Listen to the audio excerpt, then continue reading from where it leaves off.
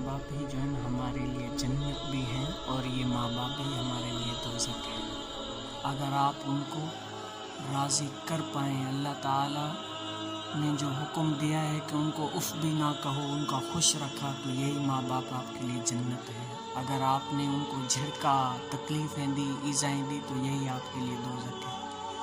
इमाम गज़ाली मुकाशफ़तुल कुलूब में लिखते हैं कि एक बुज़ुर्ग क्या हुआ, किसी कब्र के करीब से गुज़रते हैं, असर का टाइम है, तो उस कब्र से क्या कब्र खुलती है, अंदर से गधे की चिल्लाने की तरह आवाज़ आती है। वो बड़ा ताज्जुब में पड़ गया कि कब्र खुलती है और गधे की तरह आवाज़ आती है, ये कौन बदबख्त है। पूछते पूछते जाकर उसकी बीवी के पास पहुंच गया, खटखटाया तो पूछा कौन, अपना मुद्दा बयान किया कि मैं फ़लाँ शख्स हूँ, मैंने यहाँ कब्र देखी है कि शाम के टाइम ये खुलती है और गधे की आवाज़ आती है, आखिर ये कौन ऐसा बदबख्त है, कैसा बदनसीब है, बताएं मुझे ये क्या। तो उसने कहा ये जो शख्स है ये मेरा शौहर है, मेरा शौहर है, और ये इसको जो सज़ा मिली है, इस तरह ये क्या शराब पिया करता था। क्या पिया करता था? शराब पिया करता था। और शाम को जब घर आता था तो इसकी माँ कहती थी कि बेटा शराब न पियो, क्या बेटा शराब न पियो, माँ मना करती थी। लेकिन ये क्या करता था, माँ को कहता था अम्मा तू तो गधे की तरह बोलती रहती है। क्या? माँ को कहता था कि अम्मा तू तो गधे की तरह बोलती रहती है, जब से ये मरा है शाम का टाइम होता है रोज़ाना इसकी कब्र खुलती है और गधे की आवाज़ आती है। साहब माँ बाप ही आपके लिए जन्नत है और माँ बाप ही आपके लिए दोज़ख है। अपने माँ बाप की कदर करें। एक शख्स जो इस दुनिया से चला गया तो क्या उसको ऐसा गुनाहगार था, लोग इसको दफन करते, जब सुबह उठते तो फिर ये कब्र से बाहर निकल जाता।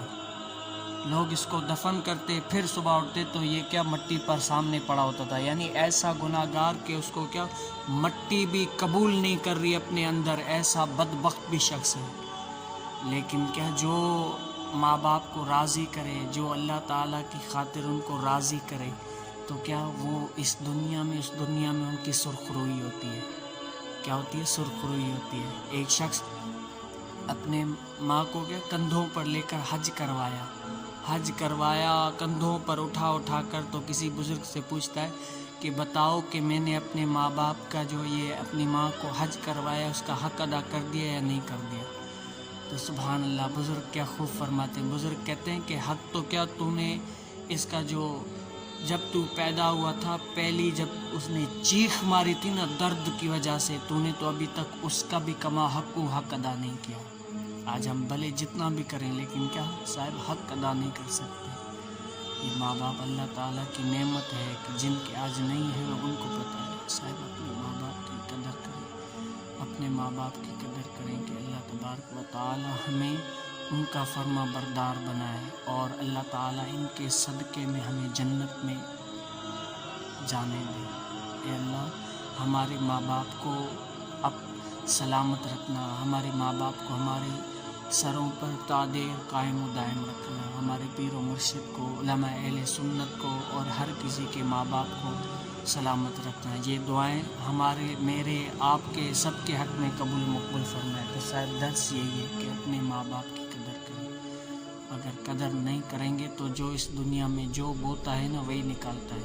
आज आप जैसा सलूक करेंगे कल आपके साथ भी ऐसा ही होगा। क्या होगा?